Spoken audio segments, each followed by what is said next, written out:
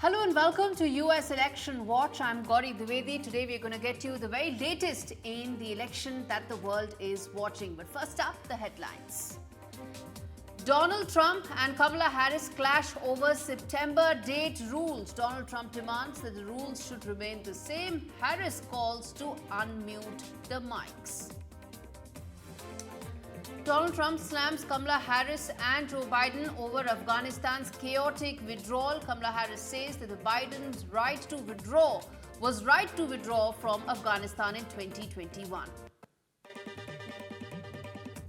Meta CEO Mark Zuckerberg accuses White House of COVID censorship. Zuckerberg claims the Joe Biden administration repeatedly pressured Meta to take down several accounts and several messages from his platform.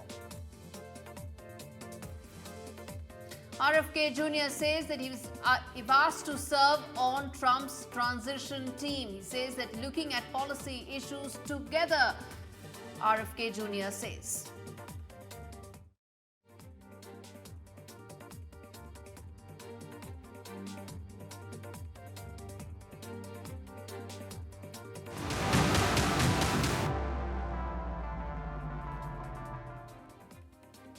The big story on US Election Watch today, Kamala Harris's camp is now trying to reverse a rule that President Joe Biden's team secured for the upcoming debate with Donald Trump. This was a rule that was fixed for the June face-off that effectively ended Joe Biden's prospects for a second term. But that rule said that that microphones would be muted when it was not the speaker's turn to speak. Now, Donald Trump's campaign is pushing back, although the ex-president on Monday did appear to undermine the position of his own team, saying he would prefer to use the mute button. So the no live mics stance is also at odds with Donald Trump's campaign demand in 2020 when it wanted the microphones to remain. So this is really turning out to be a big controversy between the two candidates as to whether or not they want the mics, whether or not they want the audience. As I said, in the last debate that took place in June, where it was a no mics live situation, well, it ended Joe Biden's prospects for a second term, and which way it goes remains to be seen. All eyes on the 10th of September, first face-off between Donald Trump and Kamala Harris. We're thinking about it. They also want to change the rules. You know, the deal was we keep the same rules. Now all of a sudden they want to make a change in the rules because she can't answer questions. Why doesn't she do a couple of question answer? Why doesn't she do something like I'm doing right now? She can't talk. We can't have another dummy as a president, okay? We cannot have a dummy. All right, that was Donald Trump saying effectively why the rules should change, even though, well, the candidate he's now competing against has changed. Now, Vice Presidential candidate Senator J.D. Vance will speak about the economy and inflation today in one of the battleground states of Michigan. Meanwhile, there's also an update coming in for Kamala Harris and Walz's bus tour that Harris and her running mate, Governor Tim Walz, are preparing to kick off a bus tour starting Wednesday in the key state, another important state, which is Georgia. It will be the first time that they'll be campaigning together, and the trip also underscores the focus on the key state. Remember, it all boils down to the 7-odd swing states in US where 2/3 of the energy, time, funding, focus of the campaigns of the two candidates will be pretty much geared towards. But let's listen in also to another soundbite of Donald Trump in Michigan. We are not just going to make America great again. We're going to make American democracy great again. We're going to bring it back. My opponent, Kamala Harris, and Tim Walz are promising the exact opposite. They want endless war, open borders, voting rights, and free health care for illegal aliens, Soviet-style price controls, censorship, unlimited migration from terrorist hotspots, and unchecked power for the deep state. This fight is no longer between Democrats and Republicans. This is a fight between communism and freedom. It's a very serious fight. All right. So that, of course, was Donald Trump speaking in Michigan. Now let's come to the big focus of the show today, which is around what Donald Trump and Kamala Harris's policies are going to be, foreign policy, especially regard to the Pakistan, Afghanistan, Iran region. Extremely crucial. Also in focus right now, given that Donald Trump slammed Harris and Biden over the chaotic withdrawal of US soldiers from Afghanistan 3 years back, even as Kamala Harris hit back, saying that Biden was right to withdraw from Afghanistan, though many people did call those that entire process of withdrawal extremely chaotic, unplanned, and left the country in complete tatters. This is August 2021 footage and images that are on your screen that tells how unplanned the entire exit from Afghanistan was for America. And now that's become a crucial election issue. So Afghanistan is now an important poll issue in these elections, and that's exactly what I will first get my guests Raymond, Vickory and Michael Kugelman to speak on. But before that, viewers, take a look at this report that tells you the context of why this discussion is so important. Caused by Kamala Harris, Joe Biden, the humiliation in Afghanistan set off the collapse of American credibility and respect all around the world. Present! Out!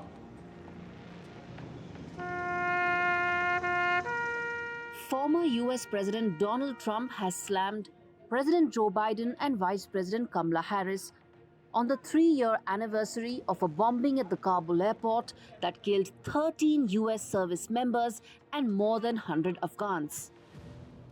Speaking at a National Guard Association of the US conference in Detroit, Trump labeled the Afghanistan withdrawal as the most embarrassing day in the history of our country, adding that it ignited conflict across the globe.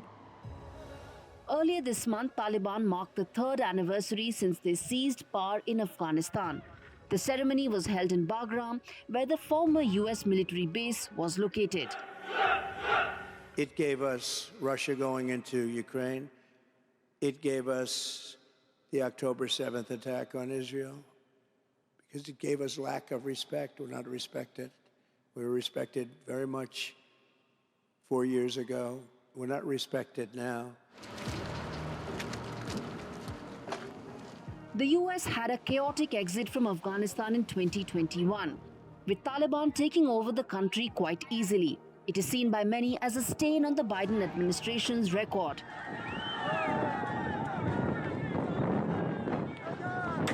It has pushed some families of the troops killed in the airport attack to join Republican criticism. Some of these families were seen at the Republican National Convention held in July. The Republican Party is seeking to tie Democratic presidential nominee Kamala Harris to the chaotic exit after Biden decided not to seek a re-election. Republicans claim Harris was central to the decision-making behind Afghanistan. The party argues that she was in the room when Biden made the horrible exit plans. With Vishal Vivek, Bureau Report for NDTV World. All right, Michael Kugelman, Director, South Asia Institute of the Wilson Center. Raymond, Vickory, former U.S. Assistant Secretary of Commerce, joining me on the broadcast. Thank you so much, gentlemen, for taking out the time. And in fact, Mr. Vickory, let me start with you, sir. Do you think now Afghanistan is going to be an important poll issue in these elections? We've just about 65 days left in these elections, but how do you view that? Do you think Afghanistan could now be an important aspect and a poll issue? Well, thanks very much for having me. I think that this is a desperate attempt by Donald Trump to try to counteract the bad publicity he's gotten from calling fallen American soldiers suckers and losers, for saying about Senator John McCain that he preferred people who didn't get captured, for saying that the former Chief of Staff, General Milley, ought to be executed for treason. Now he's trying to cover himself with the exit and tying it in to everything. If you listen to what you just played, his segment, says that because of the Afghanistan withdrawal that we have the problem with Ukraine and with Hamas, forgetting, of course, that he's been big buddies with Putin, that he has said to Netanyahu that Netanyahu ought to be allowed to finish the job. Now, it's true that the withdrawal didn't go as smoothly as it should, but it should be remembered that, in fact, it was Trump who negotiated with the Taliban and agreed to withdraw. The real question is how great democracies like the United States and India can work together to bring peace and stability to the region with justice. And that's not going to be done stepping back from alliances. Okay. Michael Kugelman, comment on that. You know, we're going to come on to the blame game between Harris and Biden in just a bit. But the larger question, is Afghanistan a poll issue in these elections? I don't really think we should overstate the impact that it'll have in the election. You know, Afghanistan is something that you rarely hear about in Washington or in the U.S.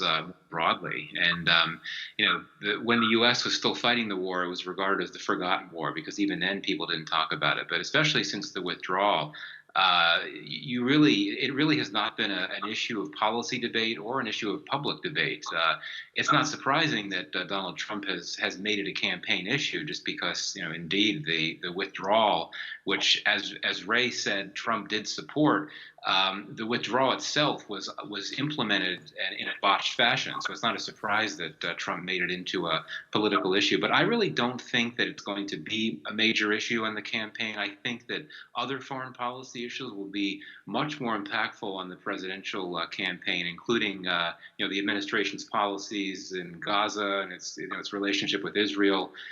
Perhaps the Iran issue, but I think when it comes to Afghanistan, it's really not going to be a big issue, and I think that Donald Trump will continue to push it out there, just because he does have certain constituencies that would want him to say that. But I really don't think that we should overstate the impact. Okay. And, Okay, so yeah, absolutely. You know, the other aspects of the foreign policy we will come to in another episode. We have 65, 68 days to cover, and we are really doing a show every day to dissect every aspect of the US elections. But, you know, if we are talking about the Afghanistan, Pakistan and the Iran, if we take the entire piece together, though of course it's not totally homogeneous, but if we were to, Raymond, Vickory, the larger question, how do you see this being raised by Donald Trump in terms of a larger impact that he's trying to create? Do you expect that it could have any impact within or resonate with the voters? Well, I think what he's trying to do is to play the blame game, as you've indicated. And that is everything that's happened in the world was the fault somehow of Kamala Harris. That's his stock in trade. He doesn't really need to go into facts or the causation. I would say that, you know, it's very disappointing to me as an American that Donald Trump takes one of the most sacred sites in the United States, that is the Tomb of the Unknown Soldier, which has been a point of bipartisan reverence for forever, and tries to turn it into a political event. I think that in regard to what happens in South Asia with Afghanistan, Pakistan, India, the Trump approach will be transactional, that if he can find some benefit to himself in it, he'll try to use it. But it really does not have any implication, it seems to me, in the longer run for policy. That's going to be determined in other ways. Okay. So I think that the question of our troops is always forefront of American minds, but I doubt that this, as they say in the South, I don't think this dog is going to hunt. Okay, but the larger question, Michael Kugelman, if one were to say that is this election going to essentially be, or is Donald Trump's strategy essentially going to be about, how the Joe Biden administration's achievements, failures, ups and downs essentially become that of Kamala Harris's? And is that something that Kamala Harris would have to actively work towards ensuring it doesn't happen? She comes out with her own policy charter to ensure she can de-link herself with the Biden administration. Right. Yes, I think that will be the challenge for Kamala Harris. And indeed, as she served as President Biden's vice president, so naturally she would be linked to the president and linked to the administration, and that certainly applies in the Afghanistan context. I myself do not know exactly how involved she was in decisions related to the botched withdrawal. I mean, we've heard President Trump and others indicate that she had a very major role. We don't know, but because of the fact that she was vice president, and then because of the fact that she's now the presidential candidate, her association with Biden, including in the context of the withdrawal from Afghanistan, is going to be something that she will need to respond to. We'll see how that plays out. But again, I don't think we should be surprised that Trump has decided to make the Afghanistan withdrawal issue a political issue, even though, indeed, he wanted to withdraw as well. And had he won re-election, and had he been president when the U.S. had implemented the withdrawal, who knows if the same thing wouldn't have happened? Who knows if the withdrawal wouldn't have been just as botched with him? Because I would argue that successive U.S. administrations, including the Trump administration, had made a lot of mistakes in Afghanistan, including not recognizing how quickly or how much Afghan security forces were failing. So who knows? We may have had the same situation play out if Trump were still president when the withdrawal took place. But I think that this Afghanistan issue will remain a big issue. I don't think that Afghanistan and Pakistan together will be a major issue in the campaign. I also think that both a President Harris or President Trump would actually take fairly similar positions to the two countries. They wouldn't really be priorities. Iran would be of a bit of a difference. I think that we've seen that President Trump would be willing to take a much harder line against Iran. But given how things have gone with events in the Middle East over the last year or so, we've seen that the Democrats or the Biden administration also take a significant shift in approaches to Iran, wanting to take a hardline approach as well. So all the three countries you mentioned, Afghanistan, Pakistan, Iran, I imagine that whoever wins the election, the policy toward those three countries will be fairly similar. Mr. Raymond Vickory, you agree that it could largely be continuation of the U.S. stance? I know Iran warrants a separate episode altogether of U.S. election watch, but nevertheless, if one were to include that in Afghanistan, Pakistan, and Iran geography, do you think it would largely be an extension of how the policies have been right now, irrespective of whether Donald Trump or Harris wins? Well, I think that the good news here is that there is a strong bipartisan support in the United States politically across the spectrum for the U.S. and India relationship. And that, it seems to me, is going to be a driver. Sure, we have interest in what happens with Pakistan as to whether or not there is some semblance of democracy or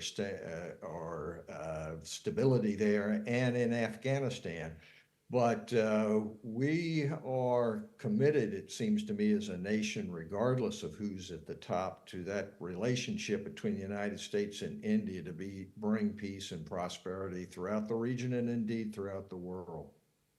All right, Raymond Vickory, Michael Kugelman, thanks so much for joining me as we decode the U.S. elections over the next 2 months. Appreciate you joining us. All right. Shifting focus now away from Afghanistan to what Meta CEO said.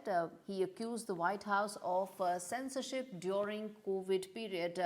Mark Zuckerberg said that he faced pressure to censor COVID-related content on Facebook. This was actually part of Mark Zuckerberg's explosive letter to the US Congress, where he said and accused the White House of censoring content. He also claimed that Biden administration had repeatedly pressurized Meta and wanted several content to be taken off.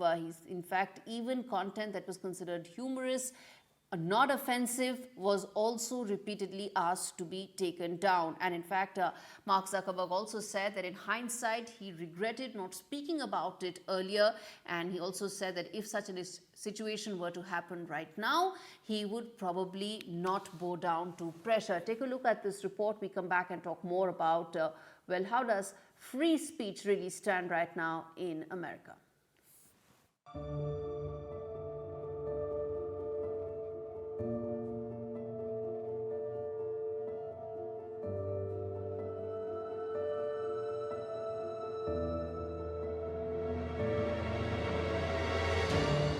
In an explosive letter to the U.S. Congress, Meta CEO Mark Zuckerberg has alleged that the U.S. government under Joe Biden repeatedly pressured the company to censor certain content on its platforms.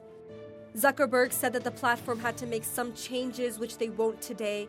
He added that he regrets not being more outspoken about it. Zuckerberg, one of the richest people in the world, said that the COVID content that the U.S. government wanted censored included humor and satire.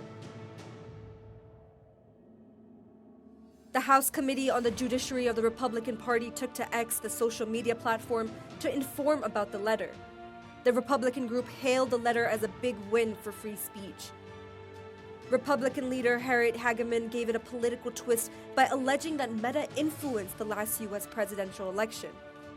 Zuckerberg reiterated his support for the electoral infrastructure ahead of the presidential elections in November and said that he is aware that some people believe his work benefited one party over the other, but his goal is to be neutral. With both Trump and Kamala set to visit the swing state of Georgia, it will be interesting to see how this revelation plays up. With Vishal Vivek, Samia Afsar for NDTV World. Because the future is going to be beyond anything we can imagine. One cannot miss the timing of Mark Zuckerberg's letter. It comes right in the middle of an election that may go down to the wire. So what does it mean as far as free speech in America, and also what does it mean in terms of questions being raised about the previous election in 2020? He made reference to it. He probably alluded to it. Remains to be seen whether this will become a bigger issue going forward. Now, shifting focus, Republicans host a forum on Trump assassination attempt, and Republican lawmakers claim that there was odd evidence, tampering, and also said that as far as Donald Trump's shooting is concerned, Republican lawmakers claim odd evidence, tampering, SWAT counter sniper backed the evidence of tampering claims, and absolutely concerning roof scrubbed, suspect body disposed. Those are really claims that are being made in terms of Donald Trump's assassination attempt that was there about a month back, that really galvanized the Republican Party, and it seemed that it also changed the mood on ground as far as the election is concerned. In the wake of that, there is now these fresh claims that are being made, even as the probe continues as far as the assassination attempt that was made on Donald Trump last month. Listen in to this soundbite on that.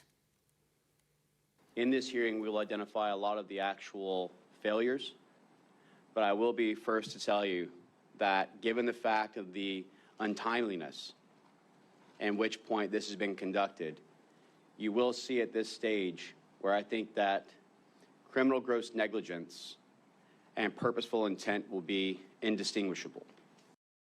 All right, shifting focus now to an important news update where Prime Minister Modi had a telephonic discussion with President Joe Biden, and this was in the wake of his recent visit to Ukraine, where he also met Ukraine President Zelensky. And to talk about that trip, Joe Biden and Prime Minister Modi discussed this over telephone, and they also discussed the recent developments that took place in Bangladesh. Prime Minister Modi had expressed his support for peace and stability in Ukraine. Remember, the world understands and acknowledges that there are few leaders who can actually bring Russia and Ukraine on a discussion table. Prime Minister Modi could be one of them. He's also reiterated the position in favor of dialogue and diplomacy and full support for early return of peace. Both leaders emphasized on restoration of law and order in Bangladesh as well, the other key issue that was discussed between Joe Biden and Prime Minister Modi. And the discussion also included